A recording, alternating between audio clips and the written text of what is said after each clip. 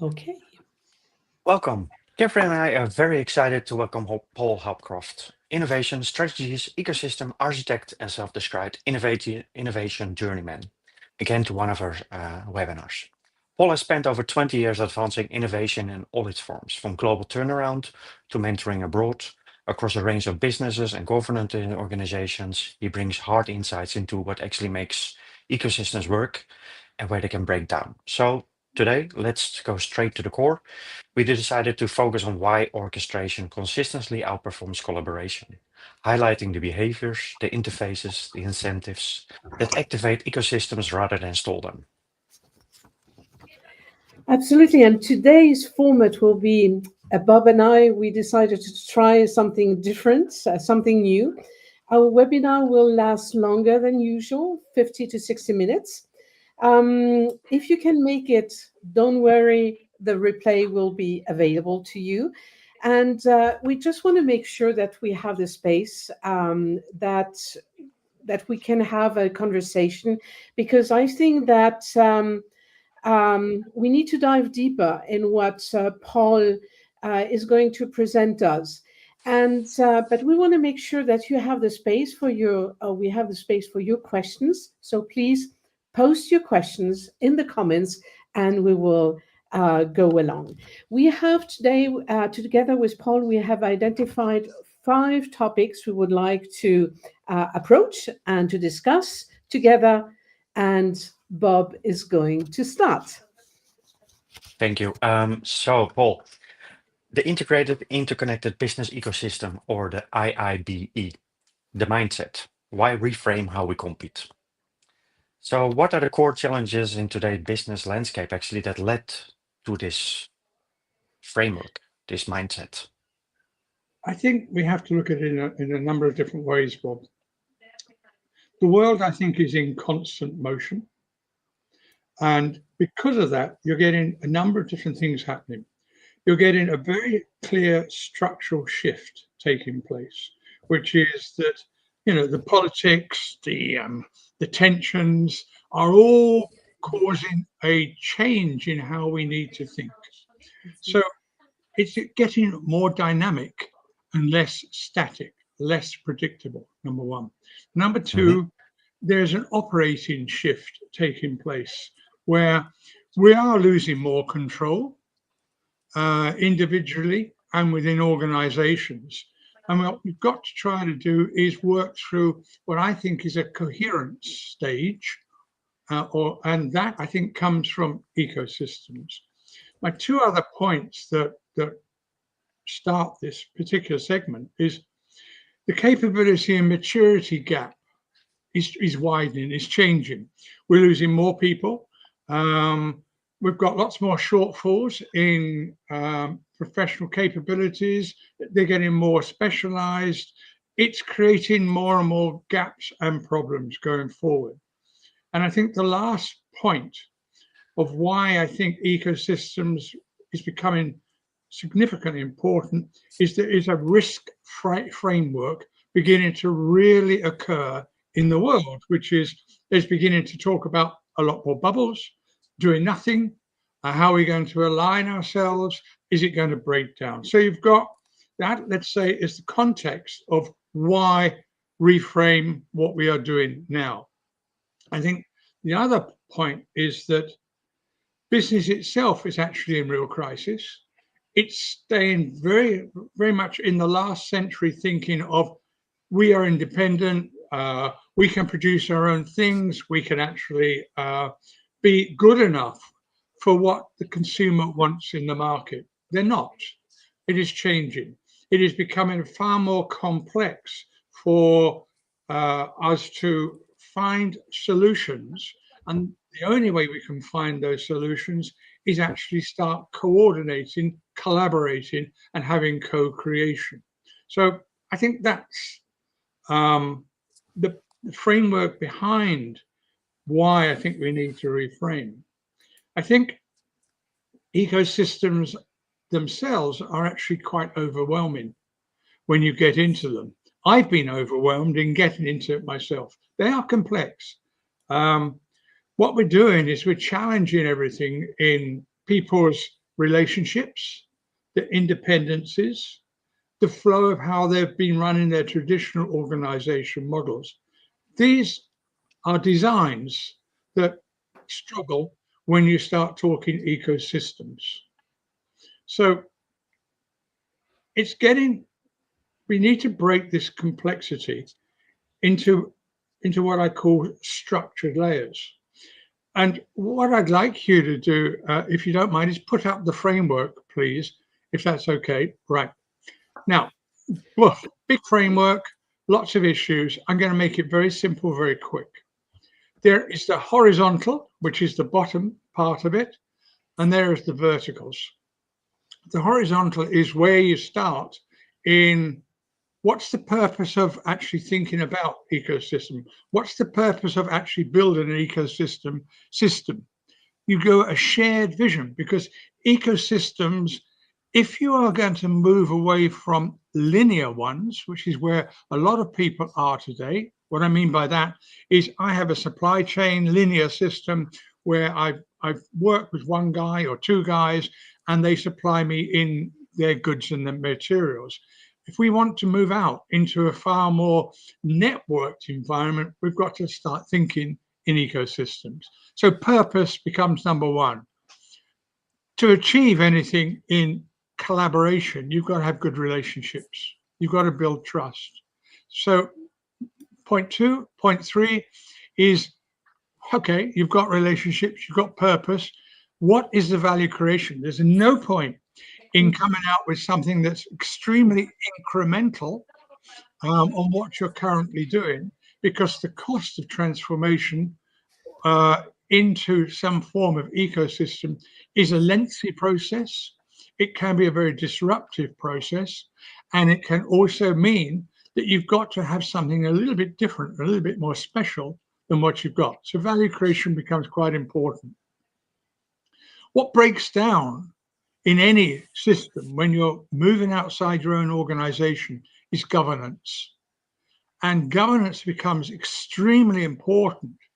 It's the place where you have trust. It's the place where you can actually build, coordinate, collaborate, and resolve, in particular, issues that do come up. And they come up pretty hard and pretty quickly. And the last thing is, you can't run an ecosystem without it being on a really robust technology-enabled system. And one can go into all of what that means. So that's my horizontal layer. My vertical layer is basically how you see your companies today, which is today you have got innovation people working. You've got either an entrepreneurial system in place, or you collaborate with startups on it. And thirdly, you've got a business platform underneath it. So you've got an ecosystem currently running in your organization that does innovation, does entrepreneurship, and does a business structure. Then on the other side, you have an overall framing, which is an enterprise itself is an ecosystem. And then you've got an enterprise to enterprise, which becomes the gateway into a greater collaboration, a greater ability to form partnerships and be able to form stronger ways of taking forward ideas and concepts. And the last part of this is the interconnected organization. That is really the one where you're working the whole of this constantly. You continually have it as a revolving wheel, a dynamic wheel that keeps moving. What I haven't spoken about is this one in the middle. And it's this one in the middle, dynamic ecosystems. Everybody says, well, I ain't got that in the company. We have, but my whole building out of this ecosystem framework is coming from this central point, dynamic ecosystems. And this is rather, I would argue, a new management discipline that we could go in at a later stage. But look, I've talked about that a bit longer than I would like to, but I hope that answers your first framing. For sure, it's very clear that things are moving around continuously. There's a lot of motion happening. Everything is less predictable, less controlled by just as an organization. You also mentioned that from value chain, from a very linear way to thinking more in a networked way. There are more bubbles. Things become more complex. We are more specializing, so there start to be more gaps, etc. So it feels like traditional strategy and innovation models no longer are sufficient. Is that correct, Paul, then, in that perspective, that I make that interpretation? And I think we've already got them in place in many, many situations. When I was been formulating this over the last 2 years nearly, I took a look at saying, well, who are the pioneers of this? Who are the people that are actually doing this successfully? A really standout one for anybody is Salesforce. Salesforce has been on something like a 12-year journey to turn their CRM business into an ecosystem of collaborators. And they have done that in an amazing way of working through what they needed to adjust and change their own ecosystem. Another one I looked at was at Alibaba, which I think is one of the most outstanding ecosystems. Another one was a bank, DBS in Singapore, which has an exceptionally high level of ecosystem coordination going on within its organization. Then I moved down, looked at industrial ones. I looked at John Deere, I looked at Siemens, I looked at Schneider. All of these are running ecosystems, not with my framework, but they are running ecosystems because they've seen the evolving way that we've got to manage in business today. But there's a big difference. It's taken some of these companies 10, 15 years to get to this point of where we are today. 5 years, 6 years. If you take my framework, I can get you a company there within about 2 years. So it's a matter of learning from what others have done, recognizing where they've made risks or bad mistakes, or they've made very pioneering activities, and then bringing that together into this blueprint and this framework, but recognizing that the structure still was relatively internal to organizations and not where I would like it to start, with a very external viewpoint all the way through this framework. Very interesting. And I understand from your framework, it also really makes it clear that it all relies on collaboration. But the collaboration by these companies, but you now mentioned, but it maybe can call focal company or something like that, like Salesforce, they try to find the right collaborators, partners, etc., in their ecosystem. So it feels like a bit more like orchestration, like being the conductor of a large orchestra. So what makes that fundamentally different than normal collaboration? You've actually brought out the most perfect word that I would like to have done, which is orchestration. It's where you start. We have, I think, a relatively fixed view of what an orchestrator is. It's like the conductor in front of a band, or in front of a whole sort of who's about to conduct the music, and he enables the sound to actually bring out the harmony. I wrote a lot about that conductor because that is where most of our current ecosystems have come from. We want to constrain, we want to contain, and we want to enable out the data to enable us to grow as a business, and everybody else around us benefits. I think that is an outdated concept. So the second part, besides dynamic ecosystems, is the orchestration part. We need to find a different way of managing how orchestrators work. And I don't think they are controllers. I don't think they are administrators. I think they are these people that basically go out and they encourage everybody else to form and to develop and to build in the natural way an ecosystem will build. We don't force a situation on them.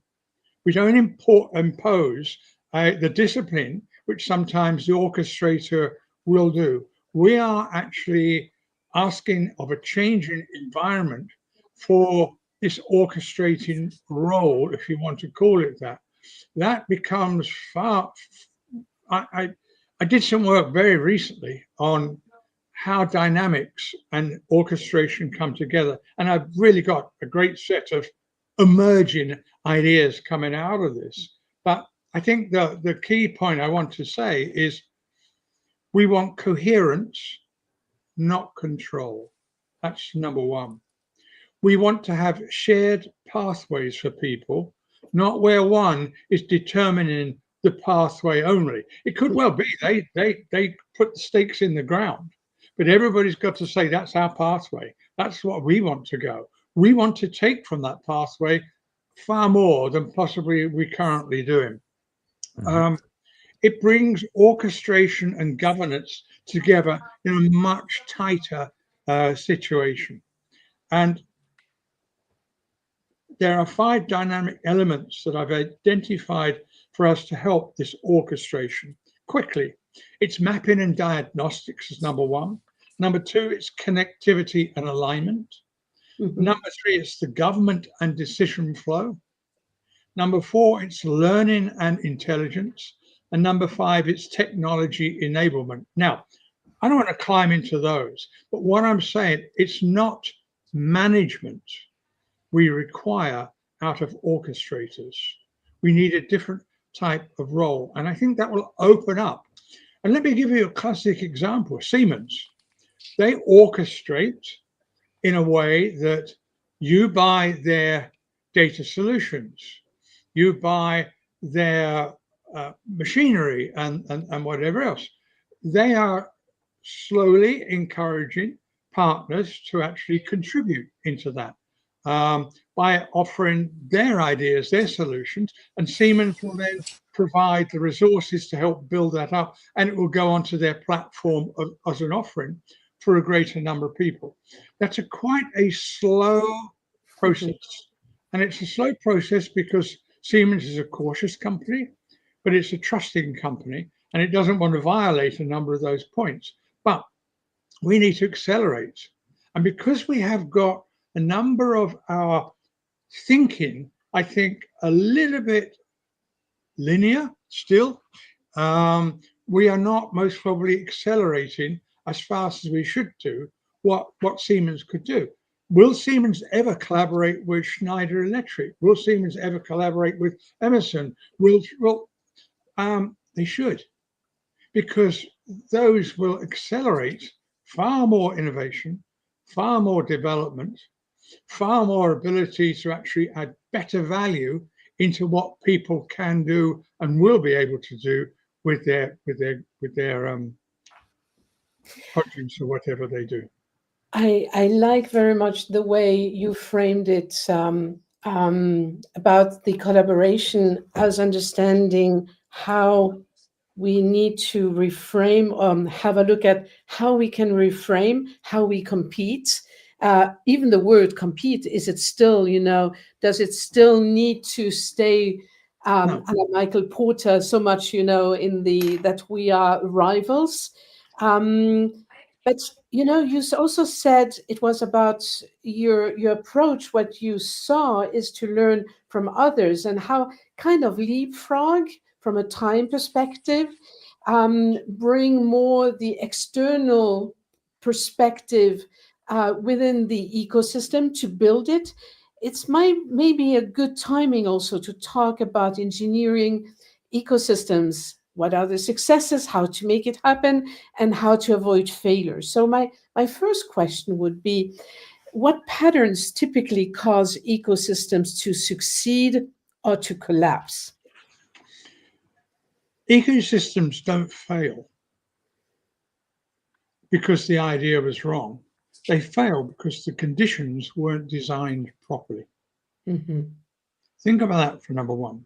Number two, and what that opens up, by the way, is to say, how do you study success patterns? How do you actually see what collapse patterns were all about? Mm-hmm. What is the orchestration gaps? And what were the misaligned incentives? You begin to actually, by reframing and saying, the idea was wrong, or it was too early, too late, whatever the case is, you're saying, no, it was the conditions we were thinking through from a design. That's number one triggering point I would like to put to you. The second one is coming down to, I know one of your questions you're going to be asking there, if you don't mind me jumping in, is to say reverse engineering Mm-hmm. an ecosystem exposes the invisible architecture of value, power, and dependency. Now, I did some amazing work for me, August of this year. I was asked to write a chapter for a book that's coming out next year on ecosystem management. And they gave me the chapter of operations. I can even say the word. Doing the operations, how would it run as an operational system? And I sat there and I thought, now I can turn out a boring old one on this, which is supposed to be there already. And I sat and I thought, and there was a couple of things that really hit me, was what actually triggers an ecosystem? And I began to think about this, and I said, well, usually it's a regulation change, triggers. It could be one individual company actually sees an amazing change taking place in a customer relationships, let's say. Could be the industrial revolution 4.0. Each of these triggers change. So if one can study triggers, one gets quite interesting. So I then started looking at all of these universal triggers that I sort of came out with. And then I started to look at this reverse engineering theory. And I've done reverse engineering a little bit way back in my life, and I said, right, if one looks back at Salesforce, that can give me a good benchmark of what they've done to help me do reverse engineering. So I went through each of these companies, drawing out, where they had failure, where they made acquisition, where they identified the need to improve their ecosystem, where they needed to open up the network. And you saw these patterns shaping over the period of years that they were managing this. Same with Alibaba. Alibaba said, we've got a delivery system. Oh, we can make this a lot better. We need to have a bank to finance the delivery system. And you begin to see how each of these guys have actually evolved their ecosystem. That really is a reverse engineering type theory. So you can get risks identified, you can get their maturity levels, you can get their, and then you start asking AI a lot of intelligent questions. Is how much money did they spend on this?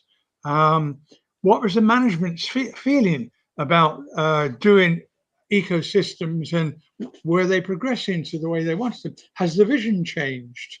So you ask a structured set of systems, and it will again feed back into a formatting in your mind of reversing the engineering. Now, I believe that has now got to a pretty successful point.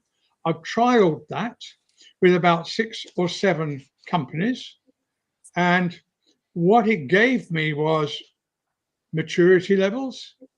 It gave me where they are within their actual ecosystem, and I started to be able to grade. So I could say that Siemens was at level 4, Salesforce was at level 5 because of what they had actually done. but they were different. Each ecosystem was different. But because we'd found the common universal denominators, we could apply this lens. ABN AMRO is in the third tier, not in the fourth tier, not in the fifth tier. It has got a lot of fundamental things that could make it a really strong ecosystem player, for example.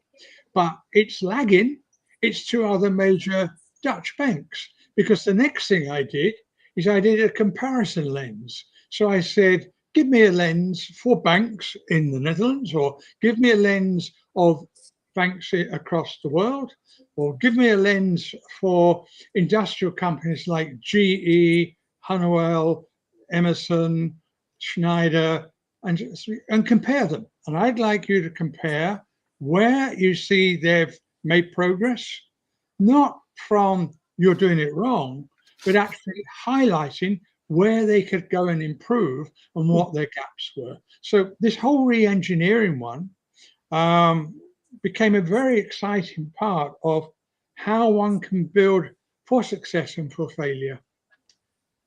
Excellent. So you were already stepping into the area, the field of testing, probing, seeing what works and what less. What role does the IIB dynamics play in shifting from theory into action?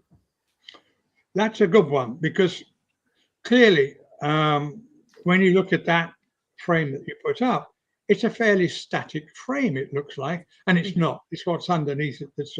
But what I needed to do was obviously really commercialize this whole frame.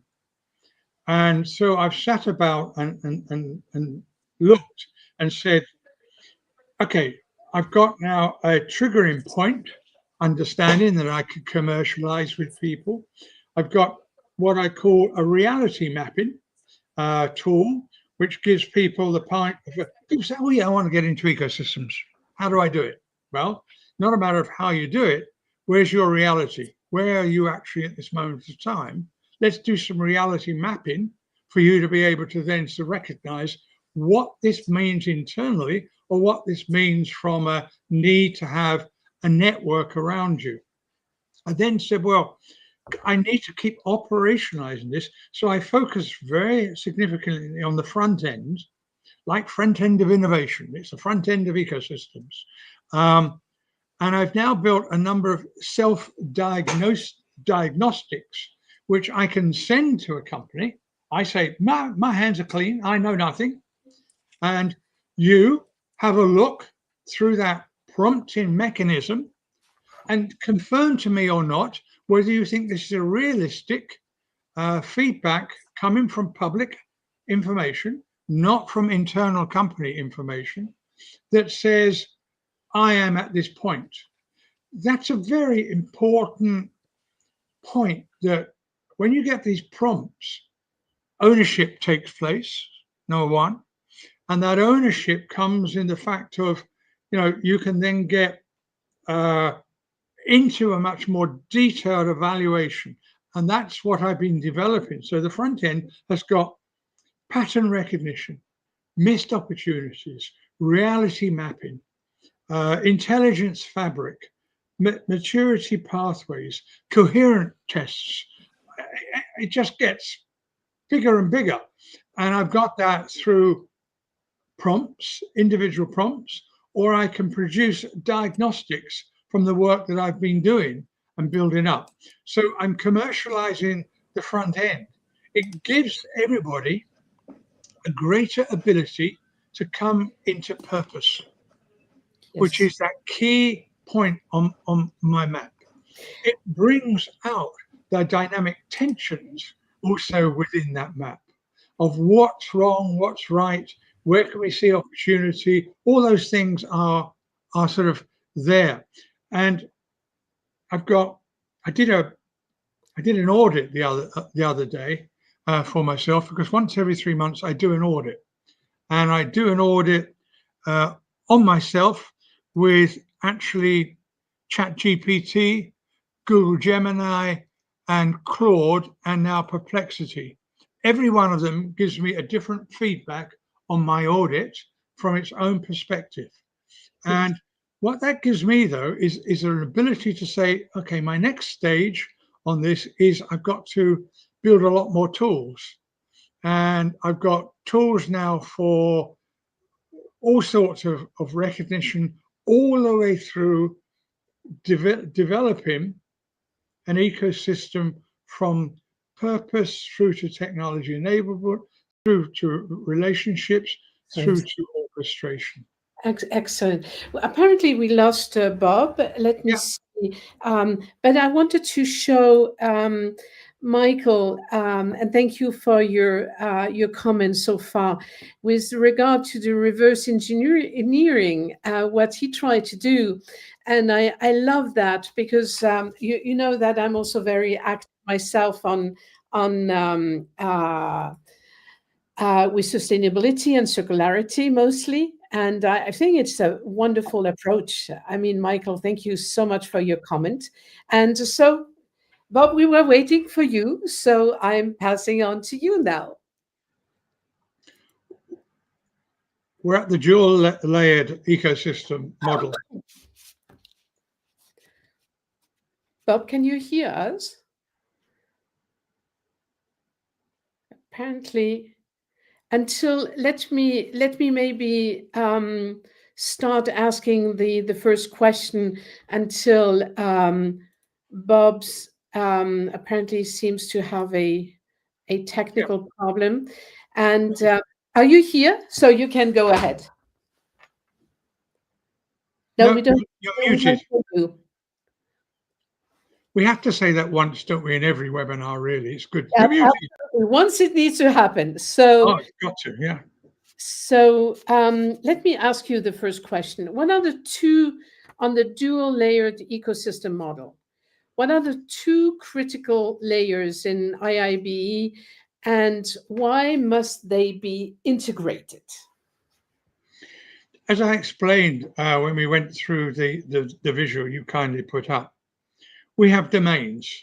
Domains are innovation, entrepreneurs, business, etc. They're domains, but those domains can also become, we could map domains of industry. We could map domains of other areas as well to say, you know, for instance, if you take Siemens Energy, they have grids. That's arguably a domain. So we could actually evolve our ecosystem and look at the domain of grids. But so you've got the domains, which is number one, and then it runs on the enablers, which is this horizontal platform. So you've got the how and why, which is the bottom one here. And then you've got the what and where, which is the verticals. So verticals are the domains, and the how and what are your enablers, to answer your question. And Paul, how do the vertical domains and the horizontal enablers then interact? Can you explain a little bit more about that point? Yeah. The horizontal domain is feeding the vertical domain. I mean, if you say my purpose as a bank is to do this, this, and this, what you've got to do is the organization or the organizations that are in your network have to then start working through these domains to be able to deliver that purpose. The relationships of all the people that are involved in those domains also then map back to purpose, but also you allocate and you design how those relationships are going to take place. So you begin to then build, you take relationships up, because you've not got relationships of just people, you've got relationships of these ecosystems. So you've got to actually make sure that works. And then each time you're testing value creation, are our innovation ecosystem people? Are they actually delivering value creation? Are they pulling it out the way that it should be seen by the network? If not, you will go back and you will remap your value creation because it's not working, because it won't work, or it needs to be refocused on and accelerated. So you will get the mechanisms and the whole distributing values continually to evolve. So all of these are dynamic. And finally, you will get into your governments. If we don't get the domains crossing over and collaborating internally in the company and externally in the company, your governance will fall down. You need to make sure your governance is dynamic. It's constantly moving into those domains and drawing out through dynamic ecosystems how and what they should be doing. And what the dynamic ecosystems are, they're the intelligence lens. They're the lens that says to people inside or outside, feed me this information because I need to pass it across to the internal people, explore it with the external ideas we've got.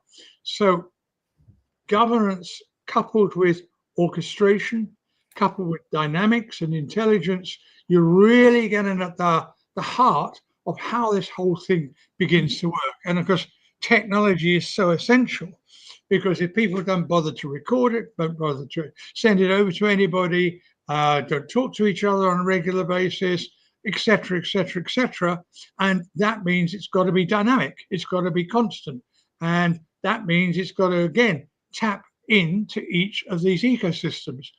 Innovation people will have a set of technologies which will be different from the people within business.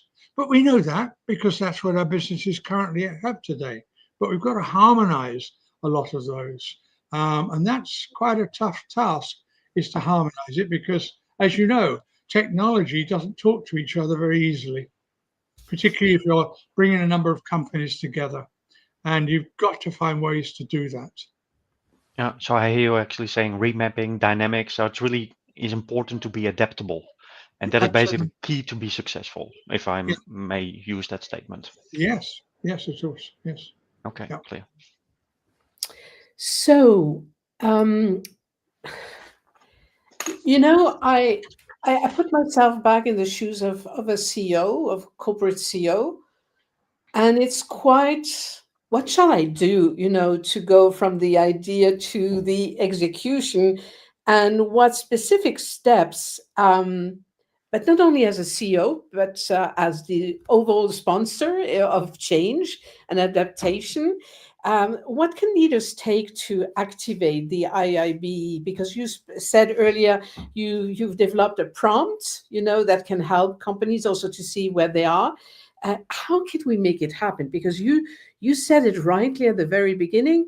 It requires a change of management of how we were conducting business up to now. So it's how do you do that? Not easily is the starting point. What you've got to do is, like you, wearing sometimes your CEO shoes, we all get sometimes totally entranced, engaged, activated in our own ways because we're seeing things as a CEO differently than somebody lower down the organization. But each person that comes into the ecosystem has got to find engagement, has got to find their ability to relate, because the CEO's got 100 more, most probably tougher decisions to make. Can I afford to do it? Why should I be doing it and risk maybe some of my own business I've got today?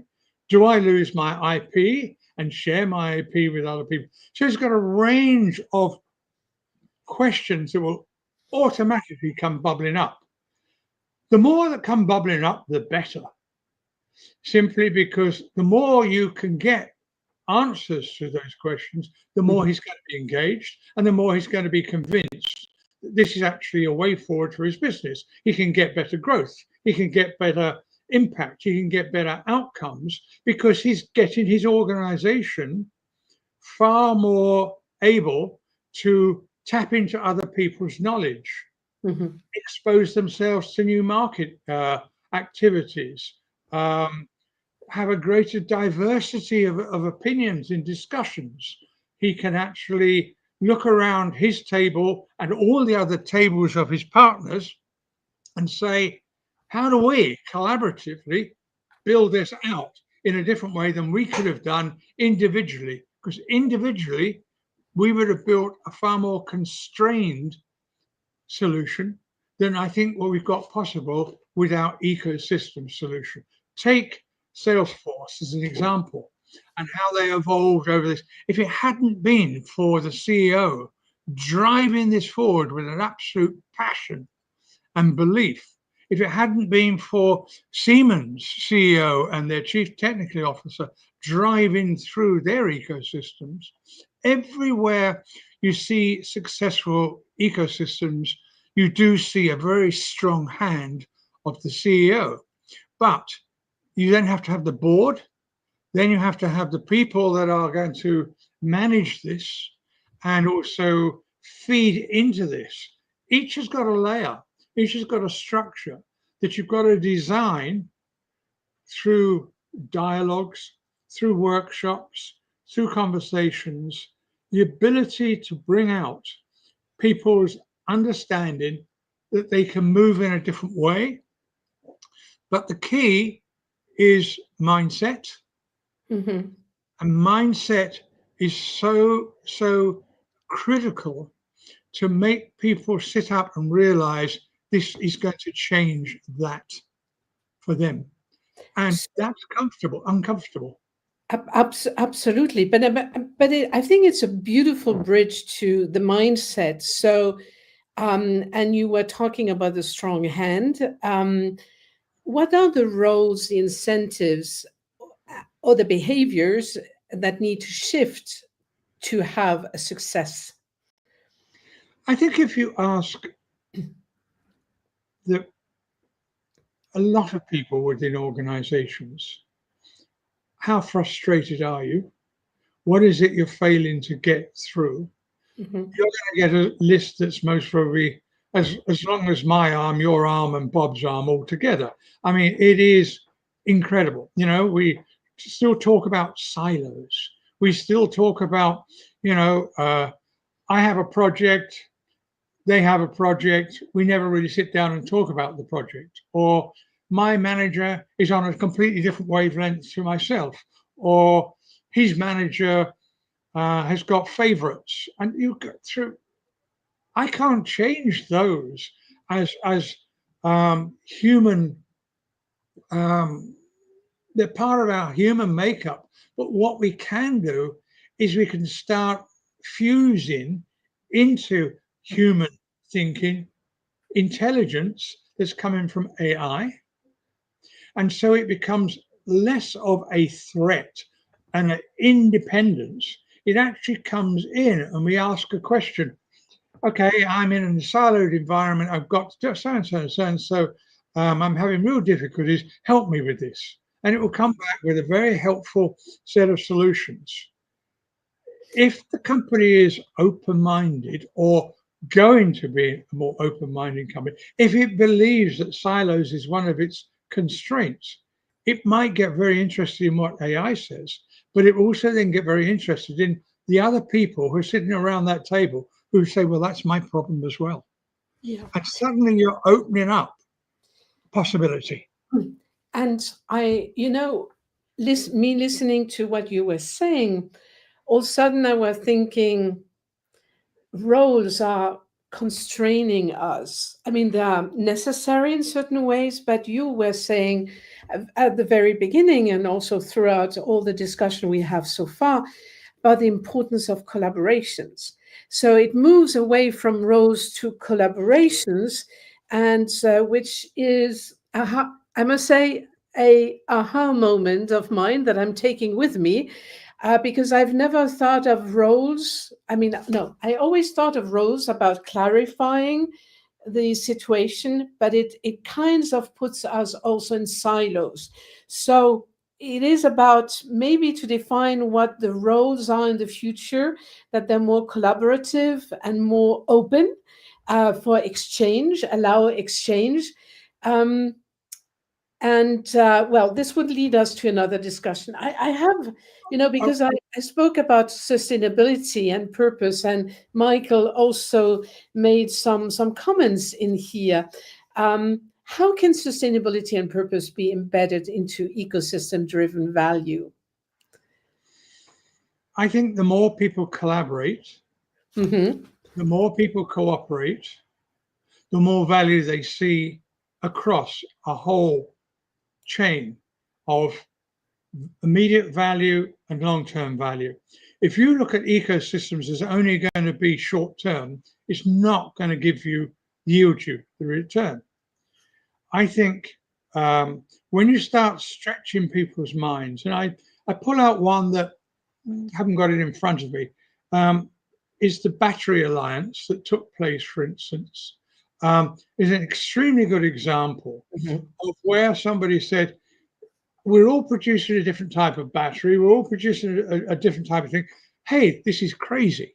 Let us rethink this. Now, getting people around the table that were competitors, Yes, and changing them into collaborators is because they all recognize that they could get better scale, better efficiency, better opportunity, and through more and more competitive advantage of even a better shape than previously they'd got.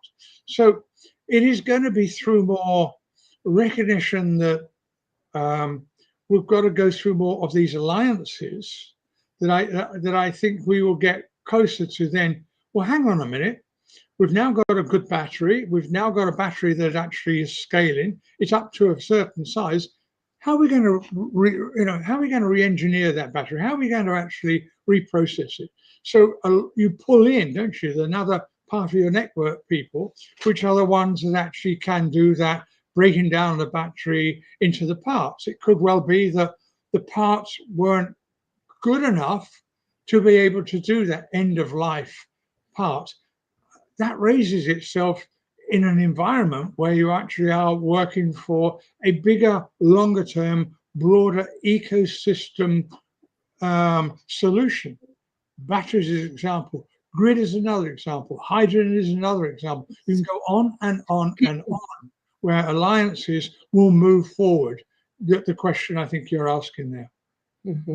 Absolutely. And Peter Evans was also talking about collaborative circularity, also in the circularity area, where you bring all the different partners together to be able to scale, what can be done and achieved. Absolutely.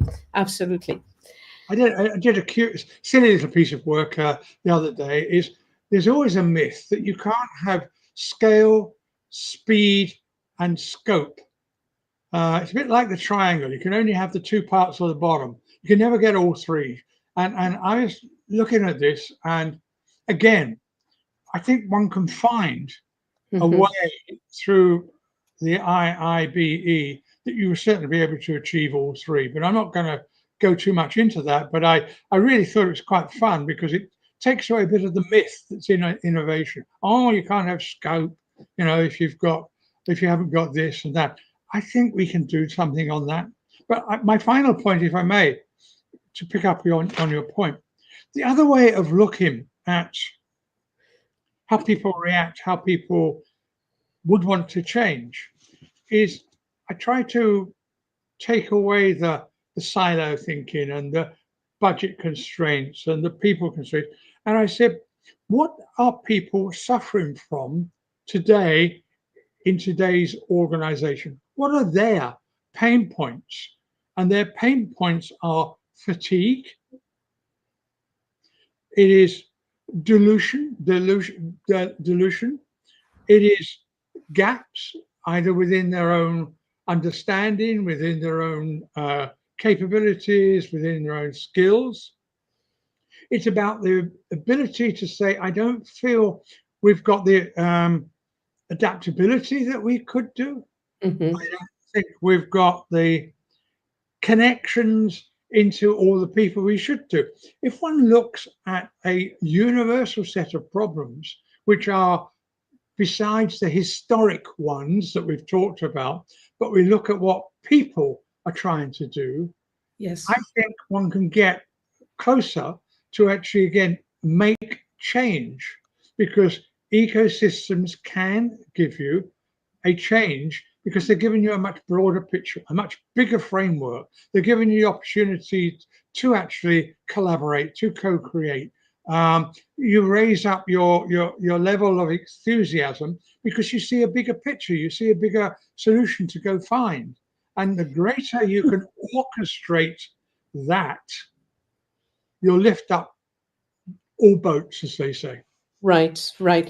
And before, as I'm looking at the time, I mean, Bob and Paul, there is a, let me show you, there is a comment which I thought is, how can we, how can we make it even easier for people who are starting? I mean, we know, I mean, I think I know, I have a pretty good understanding how ecosystems work, what the dynamics are, what the pitfalls are, etc. But I'm learning a lot from you and also your framework. And when someone young and fresh is coming in, how can we frame the next question in such a way that also for someone who is only stepping into the topic of ecosystems now, that they can take something with them? I think the first thing maybe we could go and do is go and visit a forest. And we stand in the middle of the forest and we start talking ecosystems. What makes that ecosystem function? Because when you get a natural ecosystem, and part of what I've done and looked at is natural ecosystems, you begin to recognize everything. You know, one can talk to anybody of any age and determine how they see an ecosystem in their own way. And then you build that ecosystem understanding in their language, and you build it out into maybe more of a business language, or to be able to try to get them to relate to, there are important players, there are, you know, less so players, they are people that are there who come in, come out. So I think going into a forest or looking at another couple of natural ecosystems is not a bad place to start to introduce, because the concepts are not new. The concepts are living around us every minute of the day. What we're trying to draw out is a better understanding of those concepts to apply them to business. So, Bob, given the time, you have one or two questions to ask. Oh, Please. I think I can only make it into one question, Em, because we talked a lot about alliances, and it's also something about networking with other companies. It's a lot to do with people, Mhm. having the right purpose to work together, to do collaboration, to have the right mindset. So there's a lot of human interaction with each other.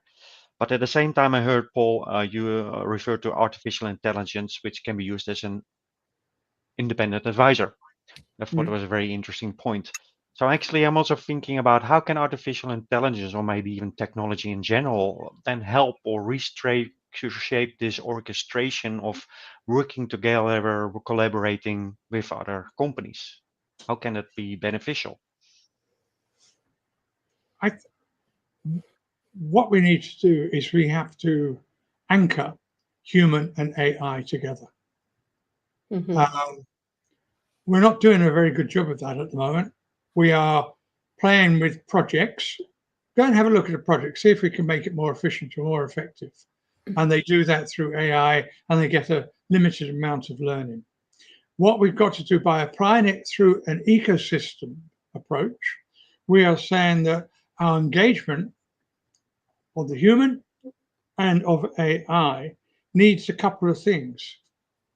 It needs the orchestrator who's able to see what each side is doing and to draw it out. So the biggest thing is intelligence.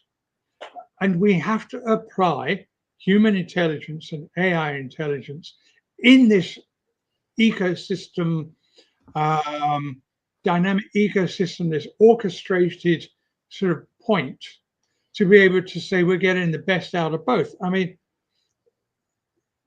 AI doesn't replace people, in my opinion. It doesn't replace orchestration. What it does is amplifies it. And that's where I think we should be going. We actually should be saying AI is our greatest friend because it helps us sharpen our minds, trigger new ideas, enable us to challenge it and feed it back, because it's one of the nicest things in the world. They don't shout at you too much, as sometimes the human does. It turns ecosystem dynamics into an intelligent framework or fabric. And that is where I think AI comes in. Clear, very interesting. It's another support instead of another employee next to you, but it's much more having you in a broader mind and condense the information in a more effective way and maybe enlighten you in other ways. Very interesting. Yeah. Maybe, sorry, Catherine. Yes. You know, the what I'm taking with me is really that we are so much at so many inflection points at the same time, that it is either we shut down or we allow ourselves to be curious again a little bit more, even more so, but in a genuine way, you know, not only to explore what are new potential market shares that we can gain against our competitors, but it is about really redefining how we approach business in general, I would say. I feel a little bit, sometimes maybe I'm being a bit too cocky, a bit too sort of, I've got something here. But I believe You too. SAP changed the world with their ERP structure. Mhm. I believe Salesforce has changed the world with their CRM structure. We think very differently. We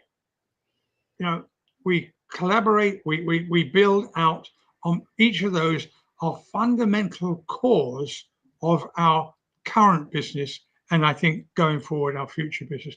I believe this lens, this framework, can be another one of those really strong anchors in the ground. It can have an OS system, an operating system that is as strong and as powerful as ERP or CRM, because it will deliver the value aspects to be able to feed everything else. And I think we must stop once and for all, if I may finish with this, talking all the time about efficiency. Let's cut out X number of thousand people because we're going to become more efficient. I really think we're at a stage where we should be changing efficiency, and we should be talking into emergence. We should be emerging, saying, what have I got as a set of assets, and how am I going to emerge those into a completely new form and a new way? And that's what CRM did, and that's what ERP did. They brought out, and we actually got bigger structures because they were required. Okay, sometimes a bit cumbersome, but they were required. And I think efficiency is a death bell, in my opinion, today, because it's being used for the wrong reason. You know, let's get rid of X thousands of people. I know this, whatever.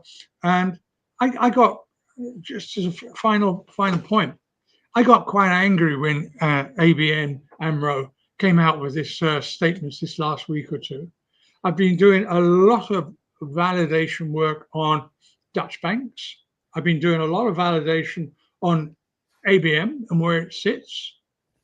And I'm sure I'm going to have a conversation after this with Bob, for example. But I think they are making efficiency a scapegoat. I think they are casting forward 4 or 5 objectives of where they would like to go, but they don't have the structure in place to be able to do it. Mhm. And if they took an ecosystem thinking, they might have a much better chance of getting there. And all I can see, it's like my bank in the UK, Barclays, it just had a death of 1,000 cuts because in came consultants said, oh, if we cut out 50,000 here people, or we close down this part of the business, you're cutting out your ecosystem. You're cutting a root of a tree. You're cutting away some plants.